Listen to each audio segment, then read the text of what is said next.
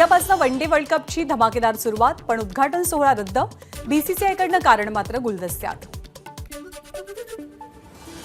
भारतरत्न सचिन तेंडुलकरची आगामी one day विश्वचषकासाठी ambassador म्हणून नियुक्ती.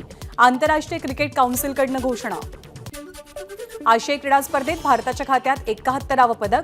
मिक्स तिरंदाजी सांघिक स्पर्धेत भारताच्या ओजस देवतळे आणि ज्योती वेन्नम जोडीला सुवर्णपदक. चीनमधल्या एशियाडमध्ये मराठी शिलेदारांचा डंका.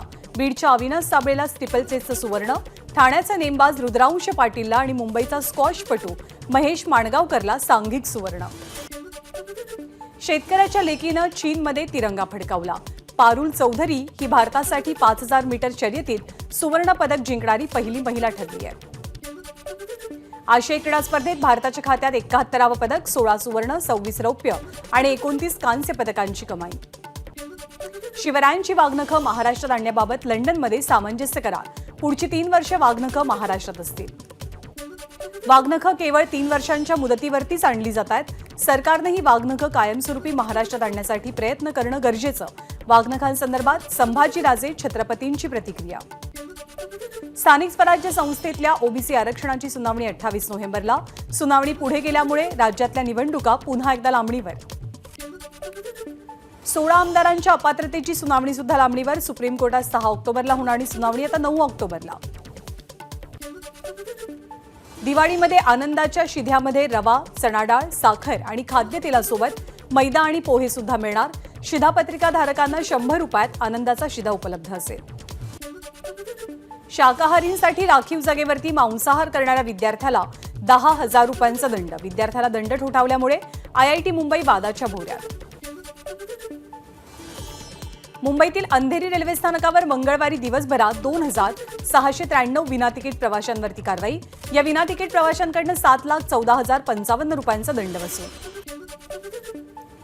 रेल्वेमध्ये रील्स तयार करणाऱ्यांवरती कडक कारवाई. रेल्वेत आणि रेल्वेच्या आवारात व्हिडिओ काढल्यास 1,000 रुपयांचा दंड आणि 6 महिने तुरुंगवासाची शिक्षा होणार. आनंदाच्या शिध्यावरनं नाना पटोलेंची सरकारवर टीका. हा सगळा कमिशनचा व्यवहार. सरकारच्या आनंदाच्या शिध्याच्या नावानं लोकांना लाच देण्याचं काम सुरू असल्याचाही आरोप. अजित पवारांच्या देवगिरी निवासस्थानी पार पडलेल्या बैठकीत अजित पवारच अनुपस्थित. सुनील तटकरे आणि प्रफुल्ल पटेल यांच्या प्रमुख उपस्थितीत बैठक पूर्ण. कॅबिनेट बैठकीलाही उपमुख्यमंत्री अजित पवार गैरहजर. त्यामुळे सुरू झालेल्या चर्चांना मंत्री छगन भुजबळांकडून फुल स्टॉप. थ्रोट इन्फेक्शन झाल्यामुळे अजित पवार बैठकीला आले नाहीत. भुजबळांची माहिती. अजित पवार यांच्याबद्दल जाणीवपूर्वक गोष्टी पसरवल्या जात आहेत. त्यांची तब्येत ठीक नाही, त्यामुळे ते कोणत्याही बैठकीला उपस्थित नव्हते. सुनील तटकरेंची माहिती. महायुतीतला पालकमंत्री पदाचा तिढा सुटला. पुढच्या 2 दिवसात अजित पवार गटाच्या मंत्र्यांना पालकमंत्रीपद मिळणार. विश्वसनीय सूत्रांची माहिती. डॉक्टर शंकरराव चव्हाण शासकीय वैद्यकीय महाविद्यालय नांदेडच्या अधिष्ठातांसोबत खासदार हेमंत पाटील यांनी केलेल्या गैरवर्तणुकीसंदर्भात सेंट्रल मार्ड आक्रमक. हेमंत पाटील यांनी माफी मागावी, अन्यथा महाराष्ट्रभरात आंदोलन करण्याचा इशारा. शिंदे गटाचे खासदार हेमंत पाटील यांच्यावर अॅट्रॉसिटीचा गुन्हा. मेडिकल कॉलेजच्या डीनला शौचालय साफ करायला लावल्याप्रकरणी कारवाई. नागपूरच्या सरकारी रुग्णालयात 2 दिवसात 25 रुग्णांचा मृत्यू.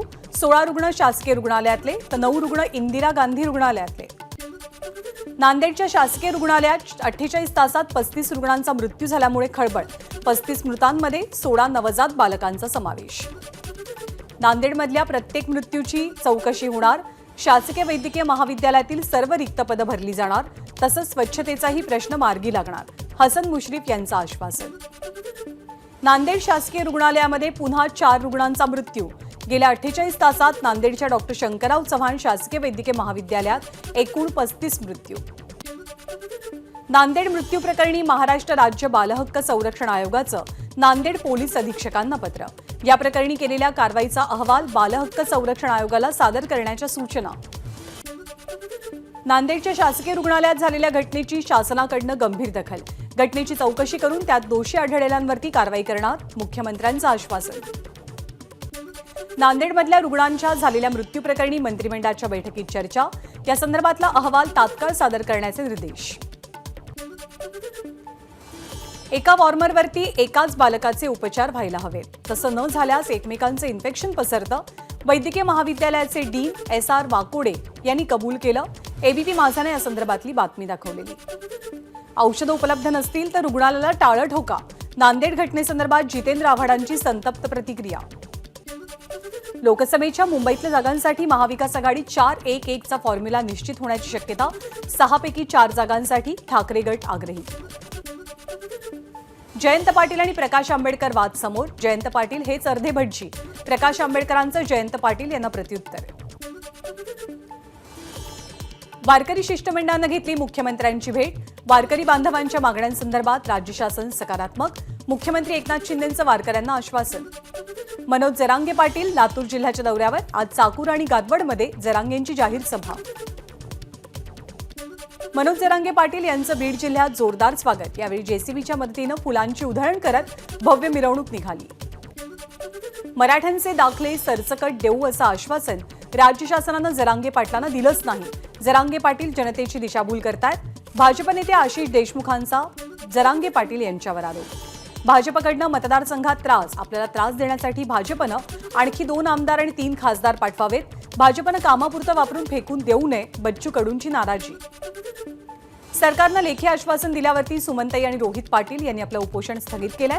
महिन्याभरात काम सुरू झालं नाही तर पुन्हा उपोषण करणार. सुमन पाटील यांचा इशारा. रोहित पाटील यांना उपमुख्यमंत्री देवेंद्र फडणवीसांचा फोन.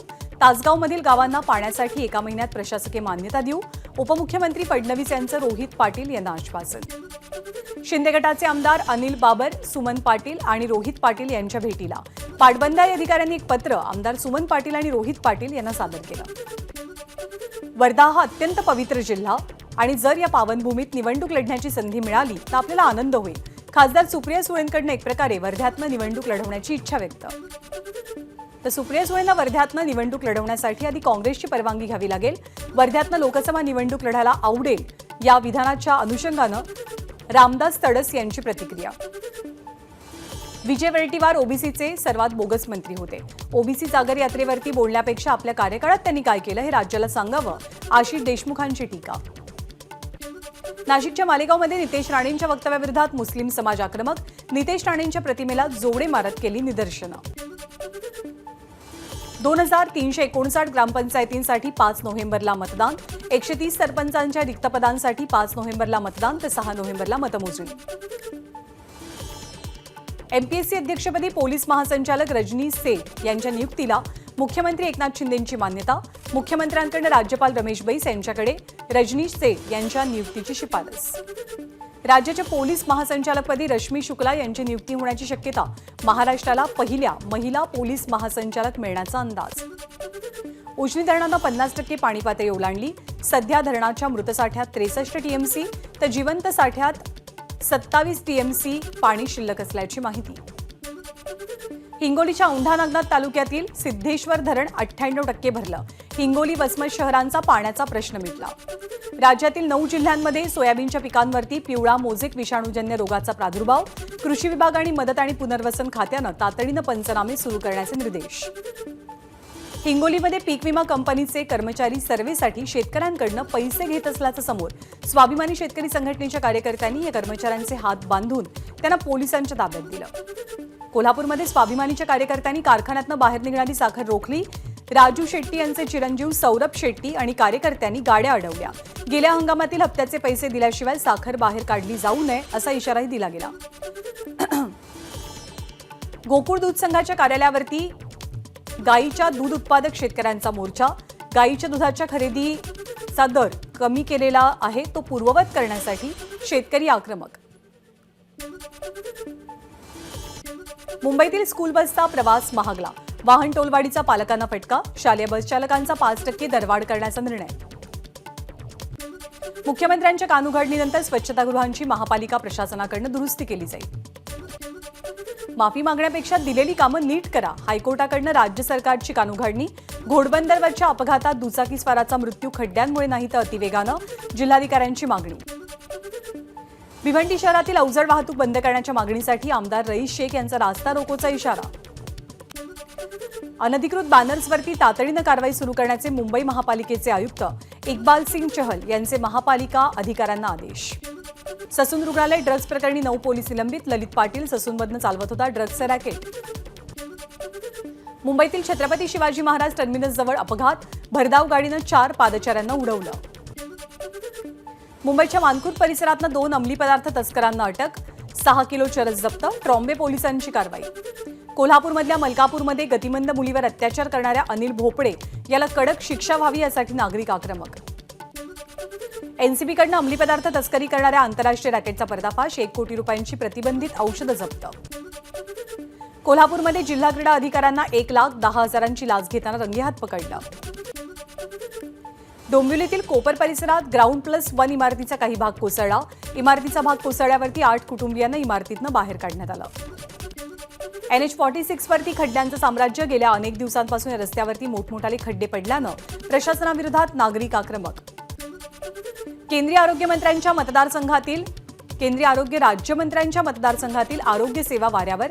2 ते 2.5 कोटी रुपये खर्च करून उभारण्यात आलेल्या नाशिकच्या उपकेंद्रात डॉक्टरच नसल्यानं ग्रामस्थ संतप्त. एबीपी माझा, उघडा डोळे बघा नीट.